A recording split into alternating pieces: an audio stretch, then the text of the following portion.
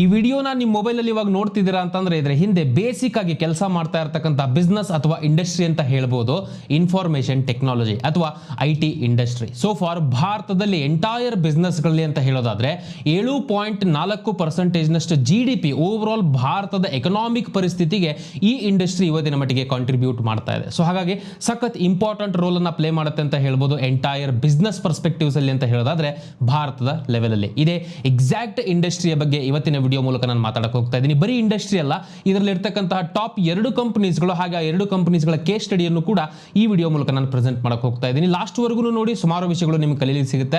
ಹಾಗೆ in case ನಿಮ್ಮಲ್ಲಿ ಯಾರಾದರೂ ಹೊಸಬರಾಗಿದ್ರೆ ಚಾನಲ್ನ ಸಬ್ಸ್ಕ್ರೈಬ್ ಮಾಡ್ಕೊಳ್ಳಿ, ಹಾಗೆ ಬೆಲ್ ಐಕಾನ್ ಅನ್ನು ಕೂಡ ಕ್ಲಿಕ್ ಮಾಡಿ. ಇದೇ ರೀತಿಯಾದಂತಹ ಲೇಟೆಸ್ಟ್ ಫೈನಾನ್ಸ್ ಅಪ್ಡೇಟ್ಸ್ಗಳು ನಮ್ಮ ಕಡೆಯಿಂದ ರೆಗ್ಯುಲರ್ ಆಗಿ ನಿಮಗೆ ಸಿಗಬೇಕು ಅಂತಂದ್ರೆ. ಅಂಡ್ ಮೋಸ್ಟ್ ಇಂಪಾರ್ಟೆಂಟ್ಲಿ ವಿಡಿಯೋ ಇಷ್ಟ ಅನಿಸ್ತು ಅಂತಂದ್ರೆ ನಿಮಗೆ ದಯವಿಟ್ಟು ವಿಡಿಯೋನ ಶೇರ್ ಮಾಡೋದು ಹಾಗೆ ಲೈಕ್ ಮಾಡೋದನ್ನ ಮರೆಯೋಕೆ ಹೋಗಬೇಡಿ. ಬಿಕಾಸ್ ನಿಮ್ಮ ಲೈಕ್ ಅಂಡ್ ಶೇರ್ ಇಂದಾನೆ ಈ ರೀತಿಯಾದಂತಹ ಮಾಹಿತಿಗಳು ಕನ್ನಡದಲ್ಲಿ ಇವತ್ತಿನ ಮಟ್ಟಿಗೆ ಬೇರೆಯವರಿಗೂ ಕೂಡ ತಲುಪುತ್ತೆ. ನಮ್ಮ ಕಡೆಯಿಂದ ಎಫರ್ಟ್ ಹಾಕ್ತಾ ಇದೀವಿ, ಬಟ್ ಇದು ಜಾಸ್ತಿ ಜನಕ್ಕೆ ರೀಚ್ ಆಗಬೇಕಾದಂತಹ ಅವಶ್ಯಕತೆಗಳು ಇವತ್ತಿನ ಕಾಲಕ್ಕೆ ಇದೆ. ನಿಮ್ಮ ಸಪೋರ್ಟ್ ಇಂದ ಅದು ಪಾಸಿಬಲ್ ಆಗುತ್ತೆ. So let's get started.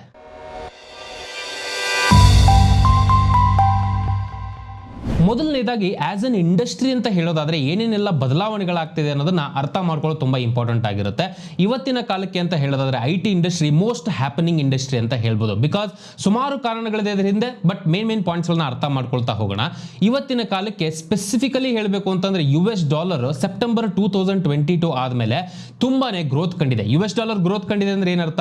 Rupees ಅದರ ಎದುರುಗಡೆಗೆ ಡಿಪ್ರಿಷಿಯೇಟ್ ಆಗಿದೆ ವ್ಯಾಲ್ಯೂಲಿ, ಅಥವಾ ವ್ಯಾಲ್ಯೂ ಕಡಿಮೆ ಆಗಿದೆ ರುಪೀದು ಅಂತ ಅರ್ಥ. ಸೊ ಈ ರೀತಿಯಾದಂತಹ ಸಿನಾರಿಯೋದಿಂದ ಜಾಸ್ತಿ ಲಾಭವನ್ನ ಪಡಿತಕ್ಕಂಥವ್ರಿಗೆ ಯಾರು?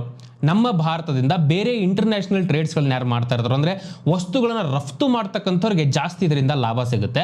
ನಾನು ಆಲ್ರೆಡಿ ಹೇಳಿದೆ, IT ಇಂಡಸ್ಟ್ರಿ ಏನಿದೆಯೋ ಭಾರತದ ಎಂಟೈರ್ ಎಕನಾಮಿಕ್ ಪರಿಸ್ಥಿತಿಗೆ 7.4% ನಷ್ಟು ಕಾಂಟ್ರಿಬ್ಯೂಷನ್ ಅನ್ನು ಕೊಡ್ತಕ್ಕಂತಹ ತುಂಬಾ ದೊಡ್ಡ ಇಂಡಸ್ಟ್ರಿ ಆಗಿದೆ. ಅಷ್ಟೇ ಅಲ್ಲ, ಎಕ್ಸ್ಪೋರ್ಟಿಂಗ್ ಅಂತ ಹೇಳೋದಾದ್ರೆ ತುಂಬಾ ಜಾಸ್ತಿ ಎಕ್ಸ್ಪೋರ್ಟ್ ಮಾಡ್ತಾ ಇರತಕ್ಕಂತಹ ಇಂಡಸ್ಟ್ರಿನೂ ಕೂಡ ಇದಾಗಿರುತ್ತೆ. ಸೊ ಇವಾಗ ಕೇಳ್ಬೋದು ನೀವು, ಇದರಿಂದ ಏನಪ್ಪಾ, ಹೆಂಗೆ ಇವ್ರಿಗೆ ಲಾಭ ಜಾಸ್ತಿ ಆಗುತ್ತೆ? ಇದಕ್ಕೆ ಒಂದು ಎಕ್ಸಾಂಪಲ್ ಮೂಲಕ ನಾವು ಅರ್ಥ ಮಾಡ್ಕೊಳ್ಳಿಕ್ಕೆ ಪ್ರಯತ್ನ ಮಾಡೋಣ. ಅಸ್ಯೂಮ್ TCS $1 lakh ನಷ್ಟು ಒಂದು ಕಾಂಟ್ರಾಕ್ಟ್ ಬಂದಿದ್ದಾರೆ ಅಂತ ಅನ್ಕೊಂಡು, ಯಾವುದೋ ಒಂದು ಮೊಬೈಲ್ ಅಪ್ಲಿಕೇಶನ್ ಡೆವಲಪ್ ಮಾಡಬೇಕು, ಸಿಟಿ ಬ್ಯಾಂಕ್ ಜೊತೆ ಅವರು ಕಾಂಟ್ರಾಕ್ಟ್ ಮಾಡ್ಕೊಂಡಿದ್ದಾರೆ ಅಂತ ಅನ್ಕೊಳ್ಳೋಣ.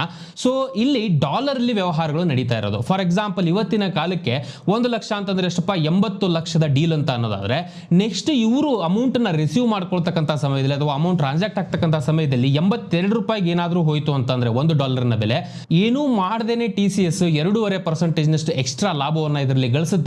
ಬಿಕಾಸ್ ಅವರು ರಿಸೀವ್ ಮಾಡ್ತಕ್ಕಂಥದ್ದು $, ಆಗಿರುತ್ತೆ, ಬಟ್ ಅಲ್ಟಿಮೇಟ್ಲಿ ರೆವಿನ್ಯೂಸ್ ಗಳಲ್ಲಿ ಕನ್ವರ್ಟ್ ಆಗ್ತಕ್ಕಂಥದ್ದು ಇಂಡಿಯನ್ ರುಪೀಸ್ ಅಲ್ಲಿ ಆಗಿರುತ್ತೆ. ಸೊ ಹಾಗಾಗಿ ಇದರ ನೆಗೆಟಿವ್ ಕೋರಿಲೇಷನ್ ಕೂಡ ಇರುತ್ತೆ. ಆಬ್ವಿಯಸ್ಲಿ ವ್ಯಾಲ್ಯೂ ಡ್ರಾಪ್ ಆಯಿತು USD ಅಂತಂದ್ರೆ ಅದರ ನೆಗೆಟಿವ್ ಪರಿಣಾಮನೂ ಇದರ ಮೇಲೆ ಬೀರುತ್ತೆ. ಬಟ್ ರೀಸೆಂಟ್ ಆಗಿ ಆಗಿರ್ತಕ್ಕಂಥ ಬದಲಾವಣೆಗಳಿಂದ ಡೆಫಿನೆಟ್ಲಿ ಒಂದಲ್ಲ ಒಂದು ಕಡೆಯಿಂದ IT ಇಂಡಸ್ಟ್ರಿಗೆ ಇದು ಅಡ್ವಾಂಟೇಜ್ ಆಗಿ ಕನ್ವರ್ಟ್ ಆಗಿದೆ ಅಂತ ಹೇಳ್ಬೋದು. ಬಿಕಾಸ್ ರುಪಿ ವ್ಯಾಲ್ಯೂ ಡಿಪ್ರಿಷಿಯೇಟ್ ಆಗಿದೆ, 80 ಮೇಲೆ ಇವತ್ತಿನ ಮಟ್ಟಿಗೆ ಡಾಲರ್ ಬೆಲೆ ನಡೀತಾ ಇದೆ. ಸೊ ಆಸ್ ಎ ರಿಸಲ್ಟ್ ಅಂತ ಹೇಳೋದಾದ್ರೆ ನೀವು ನೋಡ್ತಾ ಇರಬಹುದು, ಇವಾಗ ಮೋಸ್ಟ್ ಆಫ್ ದ IT ಕಂಪನೀಸ್ಗಳ ರೆವಿನ್ಯೂಗಳು ಏನಿದೆಯೋ ಡೆವಲಪ್ ಆಗಿರೋದು ಅಥವಾ ಗ್ರೋತ್ ಆಗಿರೋದನ್ನ ನಾವು ಇಲ್ಲಿ ಈಸಿಯಾಗಿ ಗಮನಿಸಬಹುದು ಕ್ವಾರ್ಟರ್ ಬೈ ಕ್ವಾರ್ಟರ್ ಕಂಪ್ಯಾರಿಸನ್ ಅಂತ ಹೇಳೋದಾದ್ರೆ. ಬಟ್ ಇದರಲ್ಲಿ ಇಂಟ್ರೆಸ್ಟಿಂಗ್ ಅಥವಾ ಕ್ವಶನ್ ಮಾಡ್ತಕ್ಕಂಥ ವಿಷಯ ಏನಪ್ಪಾ ಅಂತಂದ್ರೆ, ಹೋಲ್ IT ಇಂಡಸ್ಟ್ರಿ ಇರ್ತಕ್ಕಂಥ ಮೇಜರ್ ಕಂಪನೀಸ್ಗಳ ಶೇರ್ನ ಬೆಲೆಗಳು ಅಷ್ಟೊಂದು ಇಂಪ್ರೂವ್ಮೆಂಟ್ ಕಂಡಿಲ್ಲ ಇದೇ ಸೇಮ್ ಪೀರಿಯಡ್ ಅಲ್ಲಿ. ನೀವು ನೋಡ್ತಾ ಇರಬಹುದು, ಅದನ್ನು ಕೂಡ ಓವರ್ ಆಲ್ 5.03% ನಷ್ಟು ಲಾಸ್ಟ್ ಒಂದು ವರ್ಷದಲ್ಲಿ ನೆಗೆಟಿವ್ ಗ್ರೋತ್ ಅನ್ನ ಕಂಡಿರುತ್ತೆ IT ಇಂಡಸ್ಟ್ರಿ. ಇದು 16 ಮೇ 2023 ವರೆಗೆ ನಾವು ತಗೊಂಡಿರ್ತಕ್ಕಂತಹ ಡೇಟಾ ಆಗಿರುತ್ತೆ. ಸೊ ಇಲ್ಲಿ ಇರ್ತಕ್ಕಂಥ ಆಬ್ವಿಯಸ್ ಪ್ರಶ್ನೆ ಏನಪ್ಪಾ ಅಂತ ಅಂದ್ರೆ, ರೆವಿನ್ಯೂಸ್ಗಳು ಗ್ರೋತ್ ಆಗ್ತಾ ಇದೆ, ಕಂಪನಿಗೆ ರೆವಿನ್ಯೂ ಬರ್ತಾ ಇದೆ, ಬಿಸ್ನೆಸ್ ಬರ್ತಾ ಇದೆ ಅಂತಂದ್ರೆ ಆಬ್ವಿಯಸ್ಲಿ ಅದರ ಶೇರ್ನ ಬೆಲೆನೂ ಕೂಡ ಇನ್ಕ್ರೀಸ್ ಆಗಬೇಕಲ್ವಾ? ವೆಲ್, ಇದು ಅಷ್ಟು ಸ್ಟ್ರೇಟ್ ಫಾರ್ವರ್ಡ್ ಆಗಿರಲ್ಲ. ಆಬ್ವಿಯಸ್ಲಿ ಇದರಿಂದ ಪಾಸಿಟಿವ್ ಇಂಪ್ಯಾಕ್ಟ್ ಈ ಕಂಪನೀಸ್ಗಳಿಗಾದ್ರೂ ಕೂಡ ಒಂದಲ್ಲ ಒಂದು ಕಡೆಯಿಂದ ಇನ್ವೆಸ್ಟರ್ಸ್ಗಳು ಏನಿದಾರೋ, ಈ ಇಂಡಸ್ಟ್ರಿಯಲ್ಲಿ ಇನ್ವೆಸ್ಟ್ ಮಾಡ್ತಕ್ಕಂಥ ಇನ್ವೆಸ್ಟರ್ಸ್ಗಳು ಸ್ವಲ್ಪ ಎಚ್ಚರಿಕೆಯನ್ನು ವಹಿಸ್ತಾ ಇದ್ದಾರೆ. ಬಿಕಾಸ್ ನಿಮ್ಗೆ ಆಲ್ರೆಡಿ ಗೊತ್ತಿದೆ, ಯುರೋಪ್ ಇರ್ಬೋದು, US ಅಲ್ಲಿ ಇರ್ಬೋದು, ಇವತ್ತಿನ ಕಾಲಕ್ಕೆ ರಿಸಿಷನ್ಸ್ಗಳು ನಡೀತಾ ಇದೆ, ಅಥವಾ ಓವರ್ ಆಲ್ ಎಕನಾಮಿಕಲ್ ಪರಿಸ್ಥಿತಿಗಳು ಅಷ್ಟೊಂದು ಗ್ರೋತ್ ಆಗ್ತಿಲ್ಲ. ಹಾಗೆ ಇದರ ಡೈರೆಕ್ಟ್ ಇಂಡೈರೆಕ್ಟ್ ಪರಿಣಾಮ ಈ ರೀತಿಯಾದ ಕಂಪನೀಸ್ಗಳ ಮೇಲೆ ಬೀರುತ್ತೆ. ಸೊ ಹೇಗಪ್ಪ? ಫಾರ್ ಎಕ್ಸಾಂಪಲ್ ಇವಾಗ ಏನೋ ಒಂದು ಕಾಂಟ್ರಾಕ್ಟ್ಗಳು ಡೀಲ್ಸ್ಗಳಿಂದ ಬರ್ತಾ ಇತ್ತು ಅಂತ ಅನ್ಕೊಳ್ಳೋಣ. ಸೊ ಸಡನ್ ಆಗಿ ಎಕನಾಮಿಕಲಿ ಒಂದು ಸ್ಲೋ ಡೌನ್ ಬಂತು ಅಂತಂದ್ರೆ ಅವರು ನಮ್ಮ ಇಂಡಸ್ಟ್ರಿಗೆ ಕೊಡ್ತಕ್ಕಂಥ ಅಥವಾ ನಮ್ಮ ಕಂಪನೀಸ್ಗಳೇನಿದೆಯೋ ಭಾರತದ ಕಂಪನೀಸ್ಗಳಿಗೆ ಕೊಡ್ತಕ್ಕಂತಹ ಕಾಂಟ್ರಾಕ್ಟ್ ಸದ್ಯಕ್ಕೆ ಸ್ಲೋ ಮಾಡಬಹುದು, ಅಥವಾ ಕೊಡದೇನೂ ಇರಬಹುದು, ಅಥವಾ ಓವರ್ ಆಲ್ ಒಂದು ಕಾಸ್ಟ್ ರಿಡಕ್ಷನ್ಗೆ ಅವರು ಪ್ರಯತ್ನ ಪಡ್ತಾ ಇರ್ತಾರೆ ಅವರಿಂದ. ಸೊ ಅದರಿಂದ ಡೈರೆಕ್ಟ್ಲಿ ಇಂಡೈರೆಕ್ಟ್ ಪರಿಣಾಮ ಬಿಸ್ನೆಸ್ ವೈಸ್ ನಮ್ಮ ಕಂಪನೀಸ್ಗಳ ಮೇಲೆ ಬೀರುತ್ತೆ. ಸೊ ಹಾಗಾಗಿ ಈ ಒಂದು ವಿಷಯವಾಗಿ ಬಹಳ ಇನ್ವೆಸ್ಟರ್ಸ್ಗಳು ಕಾಶಿಯಸ್ ಆಗಿದ್ದಾರೆ ಅಂತ ಹೇಳ್ಬೋದು IT ಇಂಡಸ್ಟ್ರಿಗೆ ಸಂಬಂಧಪಟ್ಟ ಹಾಗೆ. ಸೊ ಈ ಒಂದು ಪಾಸಿಟಿವ್ ಇಂಪ್ಯಾಕ್ಟ್ಸ್ಗಳು ಕಾಣ್ತಾ ಇದ್ರು ಕೂಡ ಅಷ್ಟೊಂದು ಶೇರ್ನ ಬೆಲೆಯಲ್ಲಿ ಇನ್ಕ್ರೀಸ್ ಇವತ್ತಿನ ಮಟ್ಟಿಗೆ ಕಂಡಿಲ್ಲ. As an I T industry ಅಂತ ಹೇಳೋದಾದ್ರೆ. ಬಟ್ ಎರಡು ಇಂಪಾರ್ಟೆಂಟ್ ಪಾಯಿಂಟ್ಸ್ ಗಳನ್ನ ನಾವು ಇಲ್ಲಿ ಗಮನಕ್ಕೆ ಇಟ್ಕೊಳ್ಳೋದು ಸಖತ್ ಇಂಪಾರ್ಟೆಂಟ್ ಆಗಿರುತ್ತೆ. ಮೊದಲನೇದಾಗಿ ಅಂತ ಹೇಳೋದಾದ್ರೆ ಎಕ್ಸ್ಪೆಕ್ಟೆಡ್ ಗ್ರೋತ್ ಏನಿದೆಯೋ as an Indian entire I T industry expected growth $245 billion ಗಳಿಗೆ ರೀಚ್ ಆಗುತ್ತೆ ಬೈ ಫೈನಾನ್ಷಿಯಲ್ ಇಯರ್ 2023 ಅನ್ನಷ್ಟೊತ್ತಿಗೆ. ಹಾಗೆ ಬೈ 2030 ಅನ್ನಷ್ಟೊತ್ತಿಗೆ ಇದು $500 ಬಿಲಿಯನ್ ವರೆಗೂ ರೀಚ್ ಆಗ್ತಕ್ಕಂಥ ಪಾಸಿಬಿಲಿಟೀಸ್ ಅಂತ ಹೇಳ್ಬೋದು ಅಕಾರ್ಡಿಂಗ್ ಟು ನ್ಯಾಸ್ಕಾಮ್. ಇದಷ್ಟೇ ಅಲ್ಲ, ರೀಸೆಂಟ್ ಬದಲಾವಣೆ ಆಗ್ತಾ ಇರತಕ್ಕಂಥದ್ದು ಮಾರ್ಕೆಟ್ ಅಲ್ಲಿ ನಿಮ್ಮೆಲ್ಲರಿಗೂ ಗೊತ್ತಿದೆ.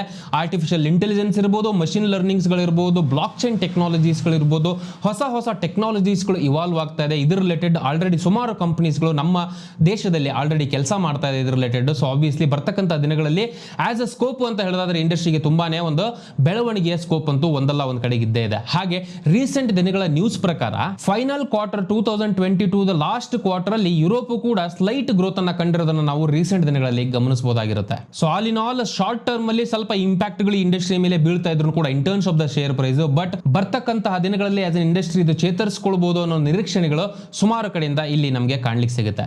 ಸೊ ಫಾರ್ TCS ಇರ್ಬೋದು, ಇನ್ಫೋಸಿಸ್ ಇರ್ಬೋದು, ಟೆಕ್ ಮಹೀಂದ್ರ, ಎಂಫೋಸಿಸ್ ಇವೆಲ್ಲ ದೊಡ್ಡ ಕಂಪನೀಸ್ ಗಳಾಗಿರುತ್ತೆ ಇಂಡಿಯನ್ ಐ ಟಿ ಇಂಡಸ್ಟ್ರಿಯಲ್ಲಿ ಬರ್ತಕ್ಕಂಥದ್ದು. ಬಟ್ ಈ ಎಲ್ಲಾ ಮೇಜರ್ ಕಂಪನೀಸ್ ಗಳ ಬಗ್ಗೆನೂ ಕೂಡ ನಾವು ಆಲ್ರೆಡಿ ಮಾತಾಡಿದೀವಿ ಲಾರ್ಜ್ ಕ್ಯಾಪ್ ಅಲ್ಲಿ ಬರ್ತಕ್ಕಂಥದ್ದು.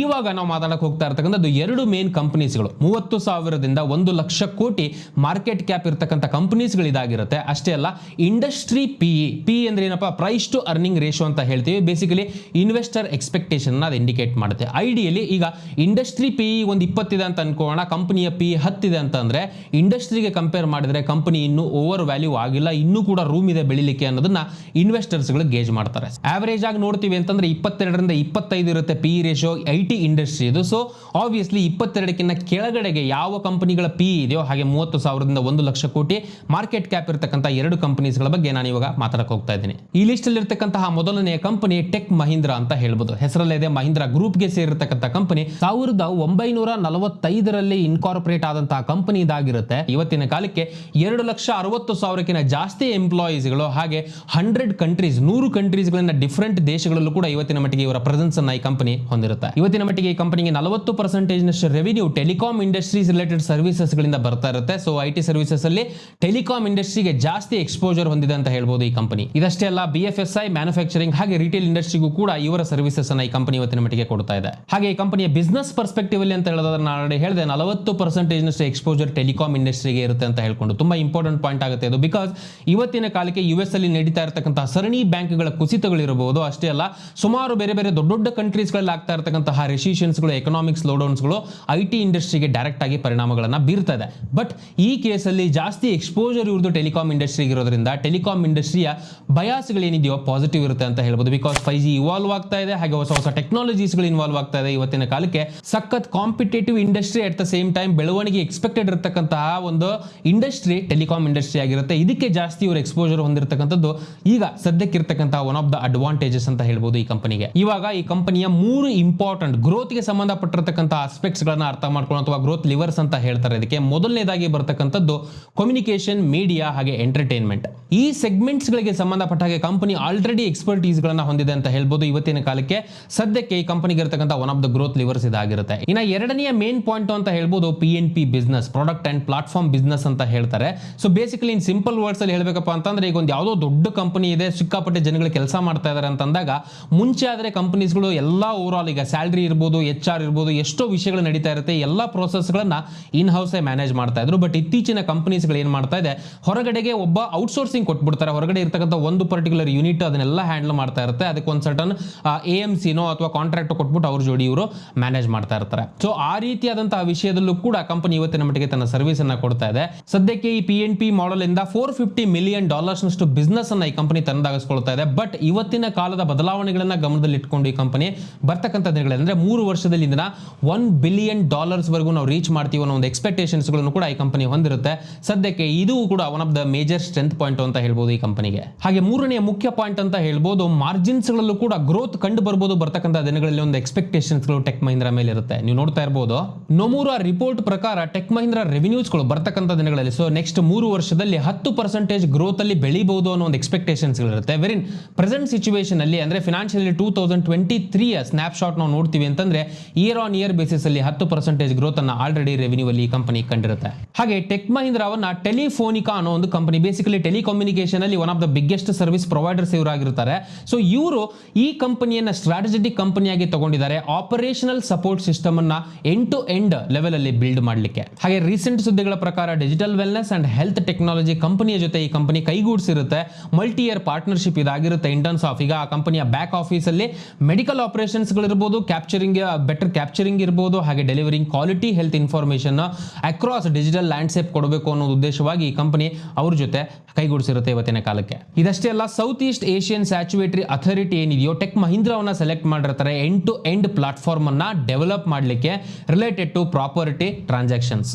So all in all tech Mahindra ಕಂಪನಿಗೆ ಏನಿದೆಯೋ ಎಕ್ಸ್ಪೋಜರ್, ಬ್ಯಾಂಕಿಂಗ್ ಎಕ್ಸ್ಪೋಜರ್ ಕಡಿಮೆ ಇರೋದ್ರಿಂದ ಸದ್ಯಕ್ಕೆ ಆಗ್ತಾ ಇರತಕ್ಕಂತಹ ರಿಸಿಷನ್ಸ್ಗಳ ಪ್ರಭಾವಗಳು ಅಷ್ಟೊಂದು ಇದರ ಮೇಲೆ ಬೀರದೇ ಇರಬಹುದು. ಹಾಗೆ ರೆವಿನ್ಯೂ ಎಕ್ಸ್ಪೆಕ್ಟೇಷನ್ಸ್ಗಳಿಂದೆಯೋ ಬರ್ತಕ್ಕಂಥ ದಿನಗಳಲ್ಲಿ ತುಂಬಾ ಮೇಜರ್ ಪ್ರಾಜೆಕ್ಟ್ಸ್ಗಳು ಕಂಪನಿಗೆ ಸಿಗಬಹುದು, ಹಾಗೆ ರೆವಿನ್ಯೂಸ್ಗಳು ಗ್ರೋತ್ ಆಗಬಹುದು ಅನ್ನೋ ಒಂದು ಎಕ್ಸ್ಪೆಕ್ಟೇಷನ್ಸ್ಗಳು ಕೂಡ ಇವತ್ತಿನ ಕಾಲಕ್ಕೆ ಇರುತ್ತೆ. ವೆಲ್, ನಮ್ಮಲ್ಲಿ ಇರತಕ್ಕಂತಹ ನೆಕ್ಸ್ಟ್ ಕಂಪನಿ ಅಂತ ಹೇಳ್ಬೋದು ಎಂಫಸಿಸ್ ಅಂತ ಹೇಳ್ಕೊಂಡು ಬೆಂಗಳೂರು ಬೇಸ್ಡ್ ಕಂಪನಿ ಇದಾಗಿರುತ್ತೆ. ಇವತ್ತಿನ ಕಾಲಕ್ಕೆ IT ಸರ್ವಿಸಸ್ಗಳು ಮೇನ್ ಆಗಿ ಹೇಳ್ಬೇಕಪ್ಪ ಅಂತಂದ್ರೆ ಈಗ ಇನ್ಫ್ರಾಸ್ಟ್ರಕ್ಚರ್ ಟೆಕ್ನಾಲಜಿ ಇರಬಹುದು, ಅಪ್ಲಿಕೇಶನ್ಸ್ ಔಟ್ಸೋರ್ಸಿಂಗ್ ಸರ್ವಿಸಸ್ಗಳಿರ್ಬೋದು, ಅಷ್ಟೇ ಅಲ್ಲ ಇನ್ಫ್ರಾಸ್ಟ್ರಕ್ಚರ್ ಗೈಡೆನ್ಸ್, ಈ ರೀತಿಯಾದಂತಹ ಮೇನ್ ಪಾಯಿಂಟ್ಸ್ಗಳಿಂದ IT ಇಂಡಸ್ಟ್ರಿಗೆ ಸಂಬಂಧಪಟ್ಟಾಗೆ ಈ ಕಂಪನಿ ಇವತ್ತಿನ ಮಟ್ಟಿಗೆ ಸರ್ವಿಸಸ್ ಗಳನ್ನ ಕೊಡ್ತಾ ಇದೆ. ಸದ್ಯದ ಪರಿಸ್ಥಿತಿ ಪ್ರಕಾರ ಈ ಕಂಪನಿ ಬ್ಯಾಂಕಿಂಗ್ ರಿಲೇಟೆಡ್ ಕೂಡ ಎಕ್ಸ್ಪೋಜರ್ ನ ಹೊಂದಿದೆ. ಬಟ್ ಕಂಪನಿ ಕ್ಲಾರಿಫಿಕೇಶನ್ ಕೊಟ್ಟಿದೆ, ರೀಸೆಂಟ್ ಆಗಿ ಸರಣಿ ಬ್ಯಾಂಕ್ಸ್ ಗಳ ಕುಸಿತ ಏನಾಯ್ತು US ಅಲ್ಲಿ ಆಗಿರತಕ್ಕಂಥದ್ದು, ಆ ಬ್ಯಾಂಕ್ಸ್ ಗಳಿಗೆ ಸಂಬಂಧಪಟ್ಟ ಹಾಗೆ ಎಕ್ಸ್ಪೋಜರ್ ಇಲ್ಲ ನಮ್ದು ಅಂತ ಹೇಳ್ಕೊಂಡು ನೀವು ನೋಡ್ತಾ ಇರಬಹುದು. ಸಿಲಿಕಾನ್ ವ್ಯಾಲಿ ಬ್ಯಾಂಕ್ ಇರಬಹುದು, ಸಿಗ್ನೇಚರ್ ಬ್ಯಾಂಕ್ ಇರಬಹುದು, ಹಾಗೆ ಸಿಲ್ವರ್ ಗೇಟ್ ಕ್ಯಾಪಿಟಲ್ ಬ್ಯಾಂಕ್ ಇರಬಹುದು, ಇದ್ರ ರಿಲೇಟೆಡ್ ಯಾವುದೇ ರೀತಿಯಾದಂತಹ ಎಕ್ಸ್ಪೋಜರ್ ನಾವು ಹೊಂದಿಲ್ಲ ಅಂತ ಹೇಳ್ಕೊಂಡು ಎಂಫಸಿಸ್ ಕ್ಲಾರಿಫೈ ಕೊಟ್ಟಿದೆ.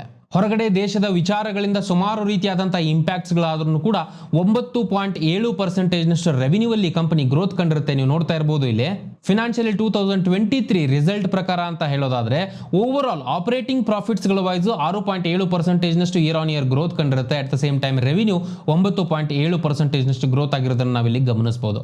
ಜಿಯೋಗ್ರಫಿಕಲ್ ರೆವಿನ್ಯೂ ಪ್ರಕಾರ ಅಂತ ಹೇಳೋದಾದ್ರೆ ಮೇಜರ್ ರೆವಿನ್ಯೂ ಎಕ್ಸ್ಪೋಜರ್ ಇವರಿಗೆ ಇದ್ದಂಥದ್ದು US ರೀಜನ್ ರೆವಿನ್ಯೂ ಮೇಲೆ 80.8% ಆಲ್ಮೋಸ್ಟ್ ಎಕ್ಸ್ಪೋಜರ್ ಇತ್ತು. ಅದರಲ್ಲಿ 5.3% ಕ್ವಾರ್ಟರ್ ಆನ್ ಕ್ವಾರ್ಟರ್ ಬೇಸಿಸ್ ಅಲ್ಲಿ ಡಿಕ್ಲೈನ್ ಅಂದ್ರೆ ಕುಸಿತವನ್ನ ಕಂಡಿರುತ್ತೆ ರೆವಿನ್ಯೂ ಅಲ್ಲಿ. ಬಟ್ ವೆರಿನ್ EMEA ಹಾಗೆ ಇಂಡಿಯಾದ ಒಂದು ಓವರ್ ಆಲ್ ಬಿಸ್ನೆಸ್ ಗಳಲ್ಲಿ ಬೆಳವಣಿಗೆ ಕಂಡಿರೋದನ್ನ ನಾವು ಗಮನಿಸಬಹುದು. EMEA 1.4% ಗ್ರೋತ್, ಹಾಗೆ ಇಂಡಿಯಾ ಲೆವೆಲ್ ಅಲ್ಲಿ 3.6% ಗ್ರೋತ್ ಅನ್ನ ಕ್ವಾರ್ಟರ್ ಆನ್ ಕ್ವಾರ್ಟರ್ ಬೇಸಿಸ್ ಅಲ್ಲಿ ಕಂಡಿರುತ್ತೆ ರೆವಿನ್ಯೂ ಪ್ರಕಾರ. ಹಾಗೆ ಕಂಪನಿ ತನ್ನ ಓವರ್ ಆಲ್ ಗ್ರೋತ್ ಅನ್ನ ಇದೇ ರೀತಿ ಉಳಿಸಿಕೊಳ್ಳಬೇಕು ಅನ್ನೋ ಉದ್ದೇಶದಿಂದ ಹೊಸ ಸ್ಟ್ರಾಟಜಿಕ್ ಇನ್ವೆಸ್ಟ್ಮೆಂಟ್ ಅನ್ನು ಕೂಡ ಮಾಡ್ತಾ ಇರತಕ್ಕಂಥ ನಾವು ಇಲ್ಲಿ ಗಮನಿಸಬಹುದು, ನೋಡ್ತಾ ಇರಬಹುದು ನೀವು. Cloud transformation, data engineering, cyber security ಹಾಗೆ ಕಸ್ಟಮರ್ ಎಕ್ಸ್ಪೀರಿಯನ್ಸ್ ರಿಲೇಟೆಡ್ ಇನ್ವೆಸ್ಟ್ಮೆಂಟ್ ಈ ಕಂಪನಿ ರೀಸೆಂಟ್ ದಿನಗಳಲ್ಲಿ ಮಾಡಿರುತ್ತೆ. ಬರೀ ಇದಷ್ಟೇ ಅಲ್ಲ, over all banking and insurance ಅಲ್ಲೂ ಕೂಡ ಈ ಕಂಪನಿ ಇನ್ವೆಸ್ಟ್ ಮಾಡ್ತಾ ಇದೆ ಅಥವಾ ಸ್ಪೆಂಡ್ ಮಾಡ್ತಾ ಇದೆ ಅಂತ ಹೇಳ್ಬೋದು. ಡಿಜಿಟಲ್ ಟ್ರಾನ್ಸ್ಫಾರ್ಮೇಶನ್ ಹಾಗೆ ರಿಸ್ಕ್ ಮ್ಯಾನೇಜ್ಮೆಂಟ್ ಸೆಗ್ಮೆಂಟ್ ಗೆ ಸಂಬಂಧಪಟ್ಟ ಹಾಗೆ ಫಿನಾನ್ಷಿಯಲ್ 2023 ಕ್ವಾರ್ಟರ್ 3 ಪ್ರಕಾರ ಅಂತ ಹೇಳೋದಾದ್ರೆ ತುಂಬಾ ಏರುಪೇರುಗಳನ್ನ ಈ ಕಂಪನಿ ಅನುಭವಿಸಿದೆ ಅಂತ ಹೇಳ್ಬೋದು. ರಷ್ಯಾ ಯುಕ್ರೇನ್ ವಾರ್ ಇಂದ ಆಗಿರಬಹುದು, ಇನ್ನೊಂದು ಕಡೆಯಿಂದ ಇಂಟ್ರೆಸ್ಟ್ ರೇಟ್ಸ್ ಗಳಾಗ್ತಾ ಇರತಕ್ಕಂಥ ಇಮಿಡಿಯೇಟ್ ಏರುಪೇರುಗಳು ಈ ಕಂಪನಿಯ ಬಿಸ್ನೆಸ್ ಮೇಲೆ ತುಂಬಾನೇ ಪರಿಣಾಮ ಬೀರ್ತಾ ಇದ್ರು ಕೂಡ ಇದನ್ನೆಲ್ಲ ಮೀರಿ ಕಂಪನಿ ತನ್ನ ಮಾರ್ಕೆಟ್ ಶೇರ್ ಏನಿದೆಯೋ ಆ ಒಂದು ಪರ್ಟಿಕ್ಯುಲರ್ ವಿಷಯವಾಗಿ ಅಂತ ಹೇಳೋದಾದ್ರೆ ತುಂಬಾ ಸ್ಟೆಬಿಲಿಟಿನ ಕಂಡುಕೊಂಡು ಬಂದಿದೆ ಅಂತ ಹೇಳ್ಬೋದು. ಸೊ ಇವಾಗ ಈ ಕಂಪನಿಗೆ ಸಂಬಂಧಪಟ್ಟ ಹಾಗೆ 3 ಇಂಪಾರ್ಟೆಂಟ್ ಅಪ್ಡೇಟ್ಸ್ ಗಳಿದೆ. ಮೊದಲನೇದಾಗಿ ಬರ್ತಕ್ಕಂಥದ್ದು ಇವರ ಕ್ಲೈಂಟ್ಸ್ ಗಳಿದ್ದಾರೆ, ಕ್ಲೈಂಟ್ಸ್ ಬೇಸಿಸ್ ಅಲ್ಲಿ ಅಂತ ಹೇಳೋದಾದ್ರೆ ಸ್ವಲ್ಪ ಡಿಸಿಷನ್ಸ್ ಗಳು ಸ್ಲೋ ಆಗ್ತಾ ಇದೆ ಅಂತ ಹೇಳ್ಬೋದು. ಬಿಕಾಸ್ ಆಬ್ವಿಯಸ್ಲಿ ಇವತ್ತಿನ ಕಾಲಕ್ಕೆ ನಡೀತಾ ಇರತಕ್ಕಂತಹ ಎಕನಾಮಿಕಲ್ ಸ್ಲೋ ಡೌನ್ಸ್ ಗಳು, ಇನ್ನೊಂದು ಕಡೆಯಿಂದ ಕಂಪನಿ ಕ್ರೈಸಿಸ್ ಗಳು ಏನಿದೆಯೋ ಈಗ ಬ್ಯಾಂಕ್ಸ್ ಗಳ ಲೆವೆಲ್ ಅಲ್ಲಿ ಕ್ರೈಸಿಸ್ ಗಳು ಕಂಡು ಬರ್ತಾ ಇದೆ ಓವರ್ ಆಲ್ US ಪ್ರಕಾರ ಅಂತ ಹೇಳೋದಾದ್ರೆ. ಸೊ ಇವರ ಎಕ್ಸ್ಪೋಜರ್, ಈ ಕಂಪನಿ ಎಕ್ಸ್ಪೋಜರ್ ಸ್ವಲ್ಪ ಎಕ್ಸ್ಪೋಜರ್ ಅಂತೂ ಇದ್ದೇ ಇದೆ ಇವತ್ತಿನ ಕಾಲಕ್ಕೆ. ಸೊ ಅಲ್ಲಿಂದ ಡಿಸಿಷನ್ಸ್ ಗಳು ಸ್ಲೋ ಆಗ್ತಾ ಇದೆ ಒಂದು. ಇನ್ನೊಂದು ಕಡೆಯಿಂದ ಬಜೆಟ್ ಅನ್ನು ಕೂಡ ಕಡಿಮೆ ಮಾಡಬಹುದು ಅವರು ಫಿನಾನ್ಷಿಯಲ್ 2024 ಅನ್ನೋ ಒಂದು ನಿರೀಕ್ಷಣೆಗಳು ಕೂಡ ಇರುತ್ತೆ. ಡೆಫಿನೆಟ್ಲಿ ಈ ಪಾಯಿಂಟ್ ಏನಿದೆ ಈ ಕಂಪನಿಗೆ ಇಂಪ್ಯಾಕ್ಟ್ ಆದ್ರೂ ಕೂಡ ಕೆಲವೊಂದಿಷ್ಟು ಕಂಪನೀಸ್ಗಳು ಆಟೋ ರಿನ್ಯೂವಲ್ ಇಟ್ಕೊಂಡಿರ್ತಾರೆ ಸರ್ವಿಸಸ್ ಗಳನ್ನ. ಬಿಕಾಸ್ ವರ್ಕ್ ಲೋಡ್ ಅವರಿಗೆ ಜಾಸ್ತಿ ಇರುತ್ತೆ. ಸೊ ಎಲ್ಲ ಇಮಿಡಿಯೇಟ್ ಆಗಿ ಹ್ಯಾಂಡಲ್ ಮಾಡೋಕ್ಕಾಗಲ್ಲ. ಆ ರೀತಿಯಂತ ಸಂದರ್ಭದಲ್ಲಿ ಅವರು ಕಂಟಿನ್ಯೂ ಮಾಡ್ತಾರೆ ಕಾಂಟ್ರಾಕ್ಟ್ಸ್ ಗಳನ್ನ. ಸೊ ಈ ರೀತಿಯಾದಂತಹ ವಿಷಯಗಳು ಎಂಫಸಿಸ್ ಅಂತ ಕಂಪನೀಸ್ ಗಳಿಗೆ ಡೆಫಿನೆಟ್ಲಿ ಬೆನಿಫಿಷಿಯಲ್ ಆಗಿರುತ್ತೆ. ಹಾಗೆ ಎರಡನೇ ಪಾಯಿಂಟ್ ಅಂತ ಹೇಳ್ಬೋದು, ಲಾರ್ಜೆಸ್ಟ್ ಬ್ಯಾಂಕ್ಸ್ ಗಳಿಂದ ಅಷ್ಟೊಂದು ನೆಗೆಟಿವ್ ಸೈನ್ಸ್ ಏನು ಇವ್ರಿಗೆ ಬರ್ತಾ ಇಲ್ಲ ಇವತ್ತಿನ ಕಾಲಕ್ಕೆ. ಬಿಕಾಸ್ ಇವರ ಸ್ಟ್ರಾಟಜಿಕ್ ಇನ್ವೆಸ್ಟ್ಮೆಂಟ್ಸ್ ಅಂತ ಹೇಳ್ಬೋದು. ಇವರು ಒಂದೇ ಕಡೆಗೆ ಇವರು ಇನ್ವೆಸ್ಟ್ ಮಾಡಿಲ್ಲ, ಮಲ್ಟಿಪಲ್ ಬ್ಯಾಂಕ್ಸ್ಗಳಲ್ಲಿ ಬೇರೆ ಬೇರೆ ರೀತಿಯಾದಂತಹ ಸೆಕ್ಟರ್ ಇರತಕ್ಕಂಥ ಬ್ಯಾಂಕ್ಸ್ಗಳಲ್ಲೂ ಕೂಡ ಇನ್ವೆಸ್ಟ್ ಮಾಡಿರ್ತಾರೆ.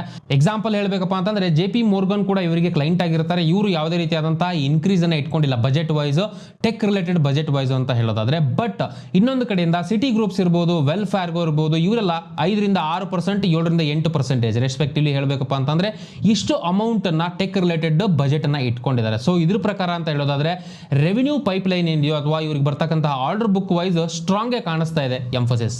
ಹಾಗೆ ಮೂರನೆಯ ಪಾಯಿಂಟ್ ಅಂತ ಹೇಳ್ಬೋದು ಮಾರ್ಜಿನ್ಸ್ ವೈಸ್ ಅಂತ ಹೇಳಿದ್ರೆ ಕಂಪನಿ ತುಂಬಾ ಪಾಸಿಟಿವ್ ಎಕ್ಸ್ಪೆಕ್ಟೇಷನ್ಸ್ ಗಳನ್ನ ಇಟ್ಕೊಂಡಿದೆ.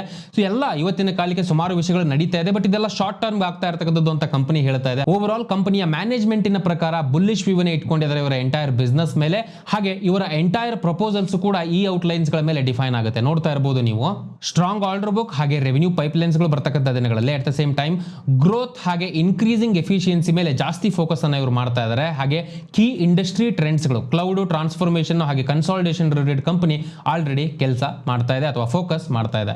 ಐ ಹೋಪ್ ನಾನು ಇಲ್ಲಿವರೆಗೂ ಕೊಟ್ಟಿರ್ತಕ್ಕಂಥ ಮಾಹಿತಿಗಳು ನಿಮಗೆ ಇಷ್ಟ ಆಗಿದೆ ಅಂತ ಅನ್ಕೊಳ್ತೀನಿ. ವಿಡಿಯೋ ಇಷ್ಟ ಆದಲ್ಲಿ ದಯವಿಟ್ಟು ವಿಡಿಯೋನ ಲೈಕ್ ಮಾಡಿ, ಹಾಗೆ ನಿಮ್ಗೆ ಗೊತ್ತಿರತಕ್ಕಂಥವ್ರಿಗೆ ಶೇರ್ ಮಾಡಿ. ಮೋಸ್ಟ್ ಇಂಪಾರ್ಟೆಂಟ್ಲಿ ಏನಾದರೂ ಪ್ರಶ್ನೆಗಳಿದ್ರೆ, ಸರ್ ಇದು ಅರ್ಥ ಆಗಿಲ್ಲ ಅಥವಾ ಈ ವಿಷಯಗಳನ್ನ ಏನೋ ಸ್ವಲ್ಪ ಎಕ್ಸ್ಪ್ಲೈನ್ ಮಾಡಬಹುದು ಅನ್ನೋ ಸಜೆಷನ್ಸ್ ಗಳಿದ್ರೆ ಅದನ್ನ ಕಮೆಂಟ್ ಮೂಲಕ ತಿಳಿಸಿ. ಬರ್ತಕ್ಕಂಥ ವಿಡಿಯೋಸ್ಗಳಲ್ಲಿ ಡೈರೆಕ್ಟ್ಲಿ ಇಂಡೈರೆಕ್ಟ್ಲಿ ನಾವು ಕವರ್ ಮಾಡಲಿಕ್ಕೆ ಪ್ರಯತ್ನ ಪಡ್ತೀವಿ. ಸೊ ಕನ್ನಡದಲ್ಲಿ ಈ ರೀತಿಯಂತ ಮಾಹಿತಿಗಳನ್ನ ಜಾಸ್ತಿ ಜನಕ್ಕೆ ತಲುಪಿಸಬೇಕು ಅನ್ನೋ ಉದ್ದೇಶ ಇಟ್ಕೊಂಡು ತುಂಬಾ ಕೆಲಸಗಳನ್ನ ನಮ್ಮ ಟೀಮ್ ಮಾಡ್ತಾ ಇದೆ. ನಮಗೆ ಸಪೋರ್ಟ್ ಮಾಡಬೇಕು ಅಂತಂದ್ರೆ ದಯವಿಟ್ಟು ಸಬ್ಸ್ಕ್ರೈಬ್ ಮಾಡ್ಕೊಳ್ಳಿ. ಇನ್ ಕೇಸ್ ನಿಮ್ಮೆಲ್ಲರೂ ಹೊಸಬರಾಗಿದ್ರೆ ಈ ರೀತಿಯಂತ ಅಪ್ಡೇಟ್ಸ್ಗಳು ನಮ್ಮ ಕಡೆಯಿಂದ ಮಿಸ್ ಆಗಲ್ಲ. ಹಾಗೆ ನಾನು ಇಲ್ಲಿವರೆಗೂ ಕೊಟ್ಟಿರ್ತಕ್ಕಂಥ ಮಾಹಿತಿಗಳು ಎಜುಕೇಶನಲ್ ಪರ್ಪಸ್ಗೆ ಮಾತ್ರ, ಯಾವುದೇ ರೀತಿಯ ಬೈಸೆಲ್ ರೆಕಮೆಂಡೇಶನ್ಸ್ ಅಲ್ಲ. ಯಾವುದೇ ಹೂಡಿಕೆಯನ್ನು ಮಾಡೋದಕ್ಕಿಂತ ಮುಂಚೆ ಪ್ರಾಪರ್ ಆಗಿ ಅನಲೈಸ್ ಮಾಡಿ ಡಿಸಿಷನ್ಸ್ಗಳನ್ನ ತಗೊಳ್ತಕ್ಕದ್ದು. Because stock market investments are subject to market risk. ಇಷ್ಟು ಹೇಳ್ತಾ ಈ ವಿಡಿಯೋನ ಇಲ್ಲಿಗೆ ಮುಗಿಸ್ತಾ ಇದ್ದೀನಿ. ಮತ್ತೆ ನಿಮಗೆ ನೆಕ್ಸ್ಟ್ ವಿಡಿಯೋದಲ್ಲಿ ಸಿಗ್ತೀನಿ. ಅಲ್ಲಿವರೆಗೂ ಜೈ ಹಿಂದ್.